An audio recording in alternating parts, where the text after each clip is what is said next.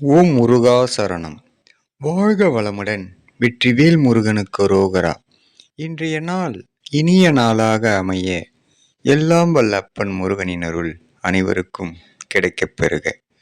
நாம் வாழும் வாழ்க்கையில் ஒரு தாயாக இருப்பவள் தனது கணவருக்கு என்ன பிடிக்கும், தனது மகளுக்கு என்ன பிடிக்கும், தனது மகனுக்கு என்ன பிடிக்கும் என்று வாழும் தாய்மார்கள் ஒருபொழுதும் தனக்கு என்ன பிடிக்கும் என்பதை மறந்தே விடுகிறார்கள். காலம் முழுவதும் இவர்களுக்காகவே வாழ்ந்து செல்கிறார்கள். அதனால்தான் தாயிற் சிறந்தொரு கோயிலும் இல்லை என்று சொல்லியிருக்கிறார்கள். ஓம் முருகா சரணம். வாழ்க வளமுடன். வெற்றிவேல் முருகனுக்கு ரோகரா. முருகனின் மகன் ரவி முருகன். ஓம் முருகா சரணம் சரணம்.